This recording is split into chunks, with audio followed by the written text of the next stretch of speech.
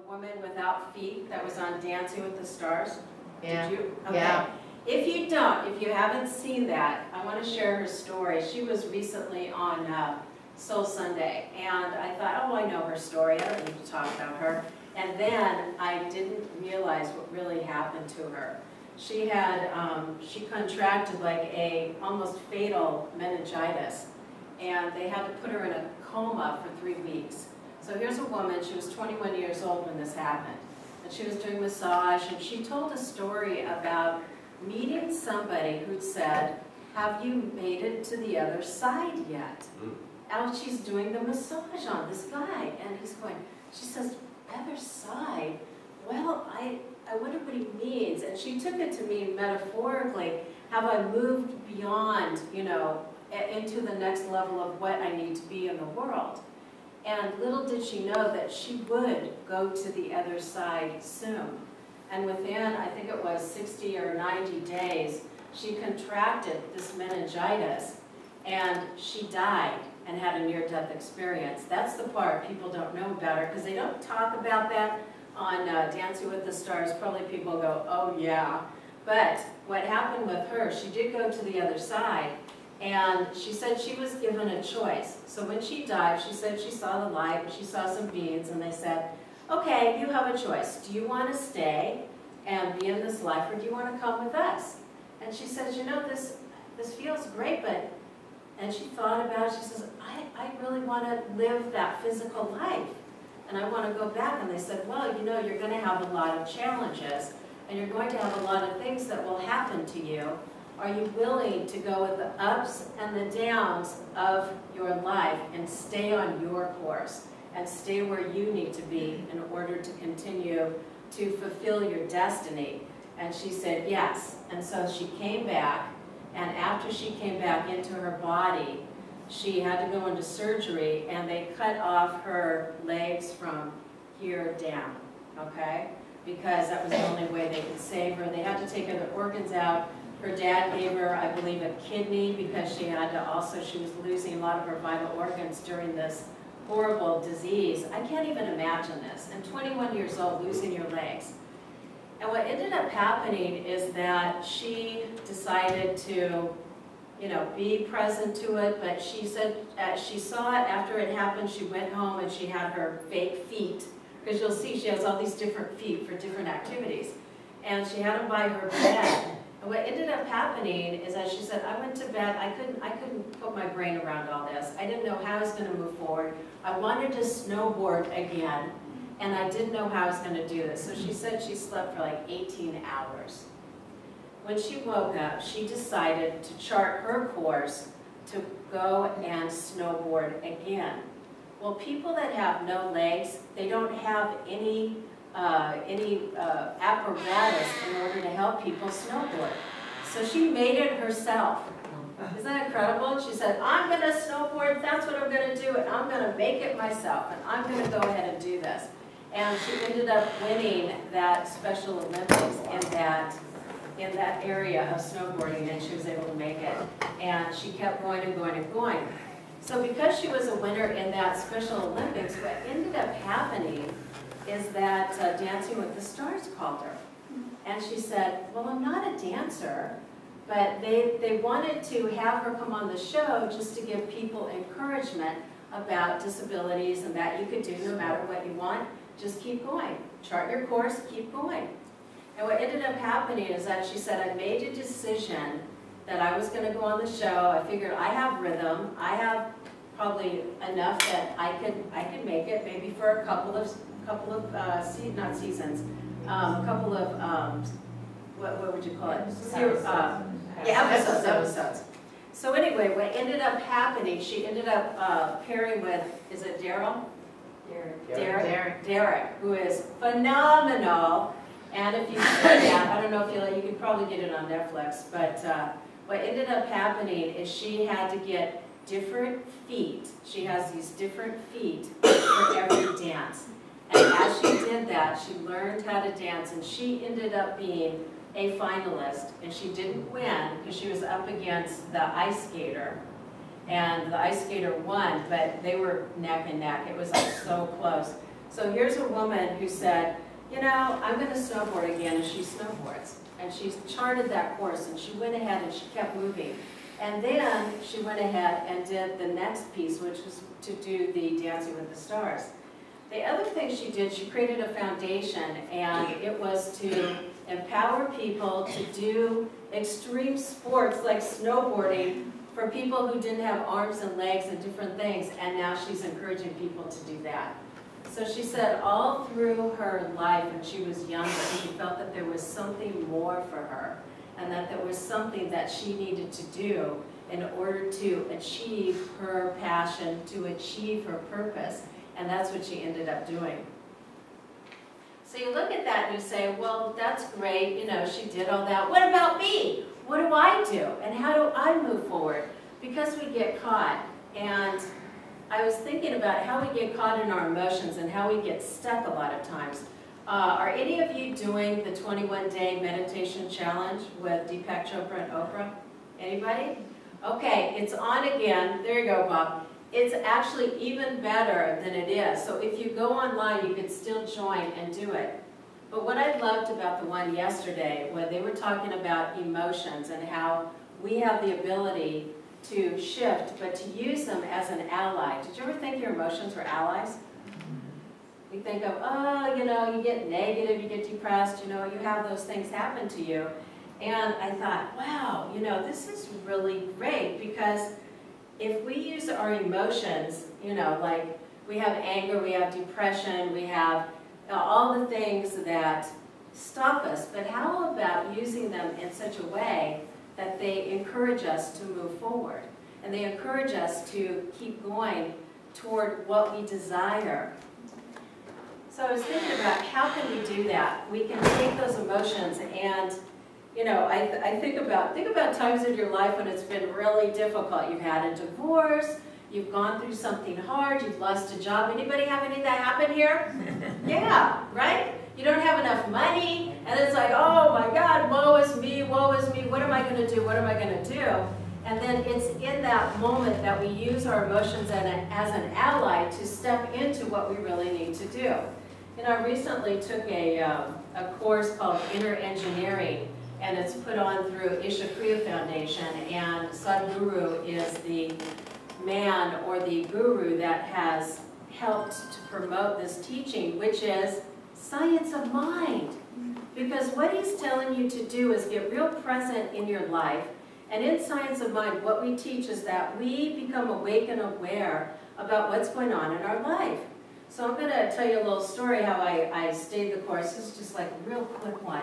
So I'm driving along, and y'all, you know that I use this mantra that I'm invisible to all cops, and that I have a bumper of protection around me, right?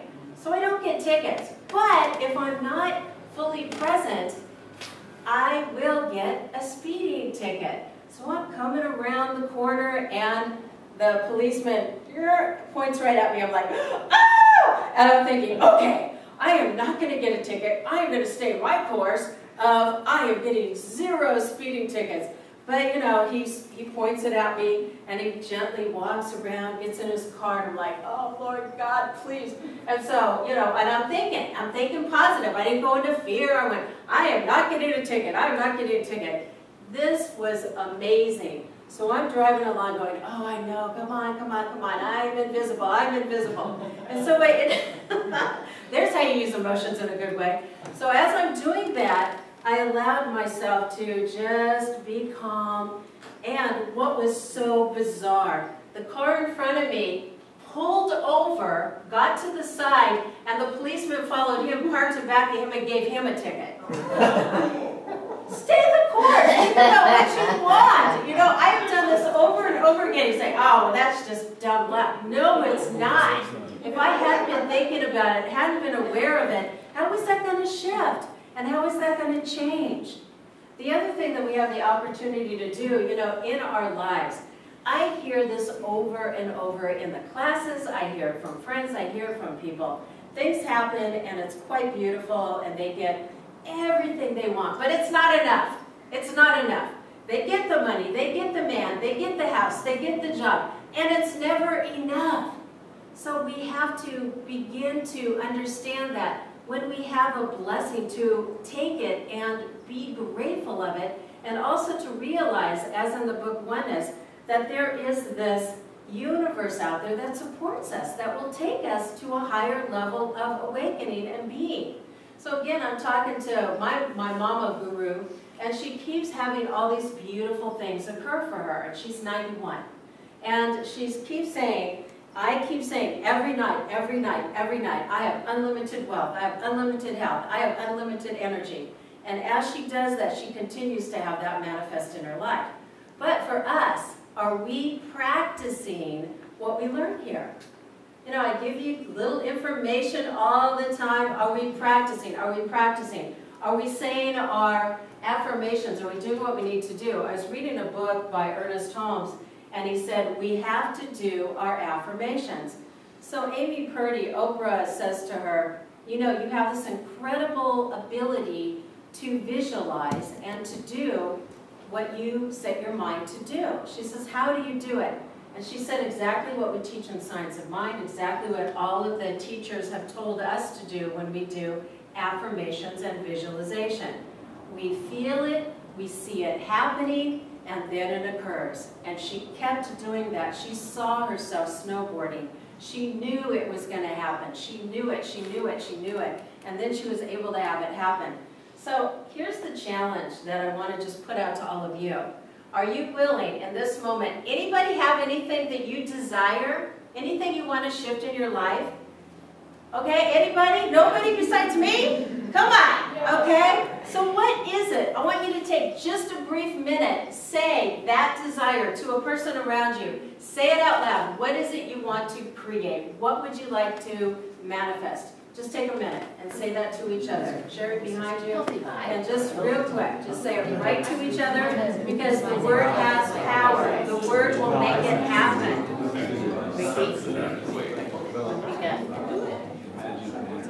Are you happy? You got everything you ever want? Okay, continue.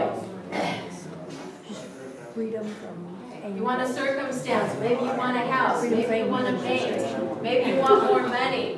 What is it you desire? You got it? Okay? All right, so come on back, and I want you to now acknowledge yourselves and say it to yourself, I am now creating, what did you say? I am now creating, and say it to yourself. Okay, I am now creating, and say it to yourself again. I am now creating, say it to yourself again. Because what you're doing now is charting that course. You don't want to go down the course where there's a lot of storms. We want to chart our course where we're able to shift and make things happen in the way that we want to make it happen. And if we don't consciously do it, and every week I give you guys tools, every week, and we are so amazingly powerful in here. So I'm going to share a couple of things that have happened, and I've shared it before, but this is a couple new things. We had for the Center of the Heart, we had the Buddha relic tour. It's called Maitreya Project here, and this was a couple years ago. And we wanted them to come back, and they came twice. We got them by default the first time because I've got to share this story. They were going to be in Ventura, and in the last minute, 2 days before they had to set up, we were talking to a feng shui practitioner on Wednesday. She said, Reverend Maryum, would you be willing to host this Maitreya project? And I said, what is it? She says, well, it's the relics from all these Buddhist masters, and they'll make make the space beautiful. People can come, be in the energy, pray, and be with the wisdom of these masters. Well, what had happened is that another spiritual center was going to have them and host them. The owner of the building was more of a traditional, I'm going to say a traditional faith, and said, that is not acceptable, that is the devil, and we will not have that here, and I am going to stop your lease, and you are being kicked out as effective today. That's what happened. Now, when I called in the masters, I didn't mean that to happen to that spiritual center, but what ended up happening is that we had the blessing of having them come in And we were able to get this project, and it was incredible. And so as we bring them in again, which will be the end of May, you'll get to see and have them. But what they did, the first 2 years we had them, and the second year they had it during summer solstice in Santa Barbara. You think we're going to get a turnout on summer solstice here? Not for the Buddha Relic Tour. They're going to be at the parade partying and enjoying and doing what they need to do. So we continued to request. We stayed our course and said, hey, you know what? We have to have it at a time that is not the solstice. In Santa Barbara, even if people aren't totally involved in it, that week is gone. And it is the biggest thing that happens here. And you all know that story about it. It was his birthday party. He got a permit for a parade. You know this, right? And then it became what it is now. Did you know that about the solstice? So this guy, all he was doing, he wanted to celebrate his birthday, and then as it's grown and grown and grown, obviously they caught his vision, and people love it. And it is now one of the biggest events in Santa Barbara. Are you aware of that? So what we said, please, we cannot have it during the solstice. So finally, as Roxy and I continue to send the emails, we were able to get them to understand, and they are coming now at the end of May. Yay! So it's taken 2 years, but you know what? We kept going for it. The other thing, it can happen in a moment as we practice, as we do what we need to do. You know, we have to have practical tools in order to shift our life. But one of the things that I do is that I'll be in a meditation, I'll make a request. Howard Will says this, please God, thank you God. I said, why do you say please God, thank you God? You know, in Science of Mind, we call that supplication. He said, no, Reverend Maryum, that's being polite. Please God, thank you God. And so that's how he does his prayers. And as he does that, you know, you can feel the energy and you can feel it. So I was in a meditation and I gently said to Sadhguru, I said, oh, it'd be so great to have the inner engineering training here. And that was on Monday. So the reason I almost got the ticket is an hour later, Roxy called me and said, we just got a phone call from the organization and they want to do the training at Santa Barbara. Now I'm going to tell you why this is unique. They only go to New York, Los Angeles, San Francisco, all of the big cities. So when I say we're small and we're mighty, we are small and mighty because we attract to this center so much and so the wisdom, and I pray and I hold all the time that we attract in the wisdom of the masters and that we bring the masters here to center of the heart. I don't care how small we are or how big we are, we bring that to us. So as we do that, we continue to practice, we hold that truth and we visualize, and I'm going to have you visualize this week exactly what you shared with each other, and feel it, and do what we call in neuro-linguistic programming, is to embrace it, feel it, and see it happening. Put a date on it and make it happen for yourself. And then there's another thing I want to close with, and these are the practical tools to chart your course, to let go of all of the negativity, anything from the past. You don't need to do it anymore. You ready to let go of it, everybody? Yeah. You ready to let go and embrace it and turn it into a new way of being? So how we do that, we tap into the silence. We tap in for 2 minutes, you can tap in for 5 minutes, it doesn't matter. Because in that moment, that field of awareness, that infinite field of possibility, that's where we attain it. And whether you do it for a minute or 2 minutes, it doesn't matter. Because you tap in right then and there. And that as we become present to our emotions, I had Sherry read that out of the Oneness book, because as we get present to our emotions, as we're able to shift our emotions, as we feel it go, oh, I'm feeling a lot of fear around that, and we step back, like I said last week, and we kind of press the pause button, and then we're able to reevaluate and to make what we need to do to chart our course and to create what we want in our life. And that's what it's about. Creating, I don't care if it's a vision statement, I don't care if it's a business plan, your personal business plan. Because you are so powerful and so amazing. You could bring anything you want in your life. But we don't believe it.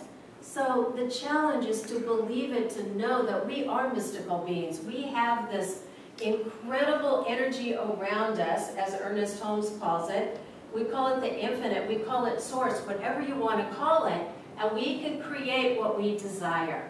We don't have to be broke, we don't have to have a horrible relationship. We can have everything we want if we set our charts for that and not for the other. The other thing is that as we visualize, as we intention, you know, I said, set your chart, move forward, but keep moving, because we all get thrown off base, don't we? And if we falter, you know, we look at our intentions, we look at our vision of what we desire, and we keep going. Now, I know for each and every one of us, I've got a time where I go to 75% and then I stop.